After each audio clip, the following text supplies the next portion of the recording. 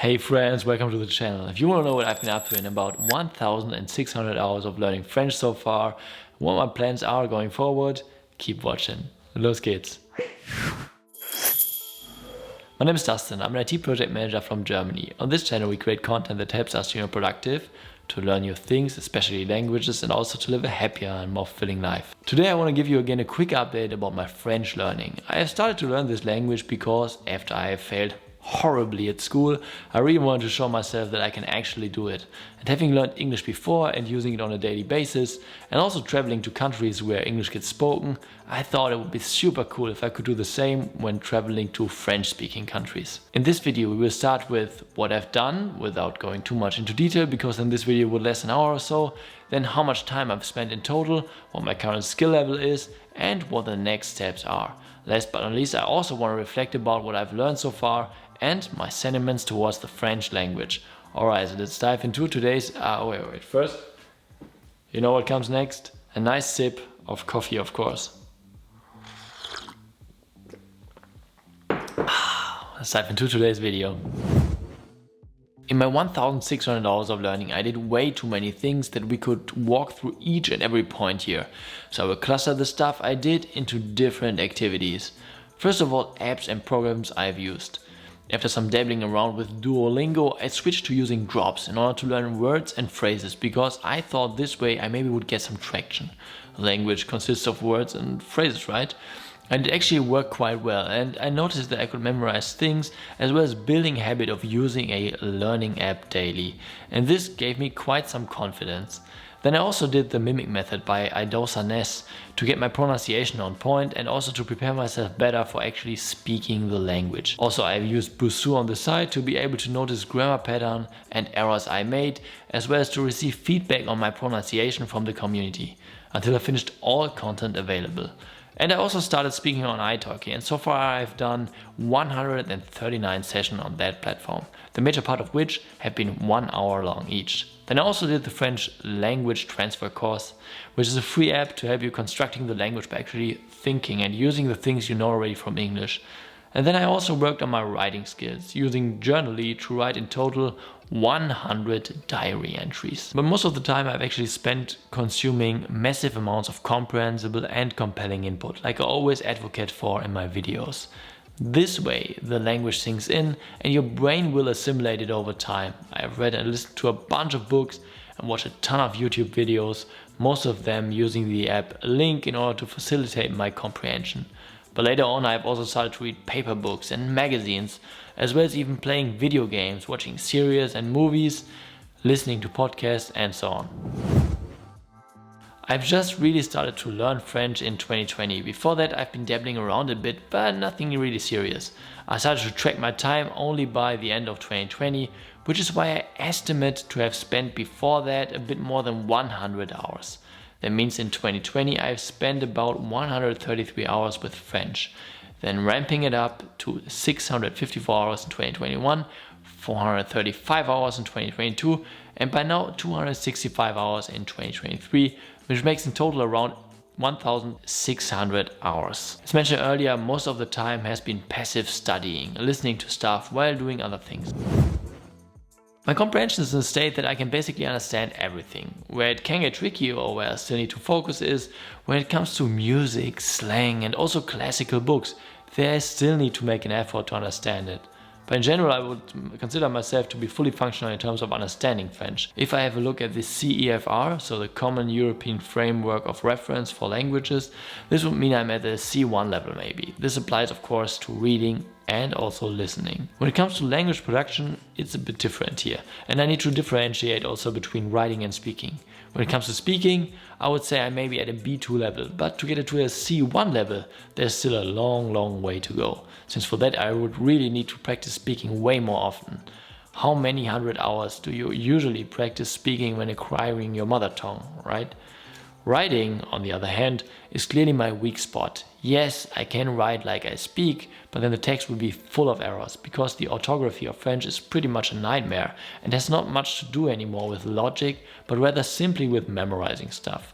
To get good at it, I would really need to practice a lot more, but it's not much fun for me to do it. Also, it's not super useful, because if I need to write something, I can also use a translator and correction tools to get it right. Maybe I got a B1 level there. As already mentioned, I think the French orthography is a joke, and I hate l'Académie Française for that. If you want to learn more, have a look at Linguistica's channel, who is a linguist talking about topics around the French language. Basically, there hasn't been a reform of the French language for way over 100 years, and that's the fault of l'Académie Française, who is an organization of super old conservative people who hate change and want to keep everything as it is, and also who are not really linguists. Unfortunately, even though in the theory they don't have much to say, the French state is listening to them when it comes to issues about the French language, and I think this shows also a bit the issues that you have in French society, but that's a different story. This means that over time the way how you speak French and the way how you write it has diverged quite a lot, and it's not fitting anymore at all. And this is a serious problem because it makes the French language harder to learn, and it's thus wasting time of students who could do other things that are more important, learn other subjects also, or other languages. And this way language becomes just a means of showing status, or at least it gets misused for that. For that matter, I'm not sure if I really want to spend much time improving my writing skills. There's so many other more useful things that I could do or learn instead, but I will probably do it a bit on the side with my reading classics with ChatGPT challenge, as well as trying out methods around dictates, even though those are supposed to be not that effective. Anyway, I like challenges and I like to try out new things. I want to go forward and really enjoy the language by reading classics and also modern books about topics that are interesting to me. With my comprehension, I can read and watch all the things that I will also devour in German or English. And still, to this day, I love the sound of the French language. It really has something super beautiful. And I feel also good speaking it. Or my plan has been also to spend a week alone in a French-speaking country, but I haven't done it so far, and I don't expect to do it in future either. And I'm completely fine with it, like learning languages from home. And it's cool. Regardless of that, what I want to do is to make friendships in my city and area with French speakers and participate in events where I have the opportunity to speak and to interact naturally. I've been already to a meetup and it has been super cool. They also do French cinema here and many other things, which is a great opportunity for me. I really enjoy as well interacting with my French colleagues from work when we got company meetings. It's just such a rewarding feeling. Also, I will continue doing sessions on italki and speak with my favorite teachers. I'm not nervous anymore before a session and can now really enjoy it. French as a language is also growing, since in Africa there are super many speakers, and the biggest city in terms of French speakers isn't Paris anymore, but Kinshasa. Currently the sentiment in many parts of Africa towards France is difficult, but I hope that it can get more peaceful in the future. Further, I would really like to get once again to French Canada in the future, because the people there have been super nice and I had a really good time there for like a few years ago. What also has been quite a revelation is that after having spent so much time with the French language, all the other Romance languages are so much easier to learn, even if there's some interference, especially at the beginning. To be able to see how one language has influenced the other is also super interesting. In general, if I would have known earlier about the comprehensible and compelling input theory, that would have spared me a lot of hassle. When I started, I didn't know about that, but I just tried out different things until I noticed what worked and what not. And this is also something I can highly encourage you to do. There are so many people out there telling you that their method is the best, but I would advise you to set yourself goals and then try out different things until you notice what works and what actually brings you to your goals, or what helps you to achieve your goals. But of course, always stick to something for a while until you switch. All good things take time, and learning a language is a marathon, not a sprint. And I've spent now more than 1,600 hours with French, and I'm still not anywhere near native level. And I'm not getting mad at that, because I really enjoyed the journey so far. And now my French is in a state that it's lots of fun using it in all ways.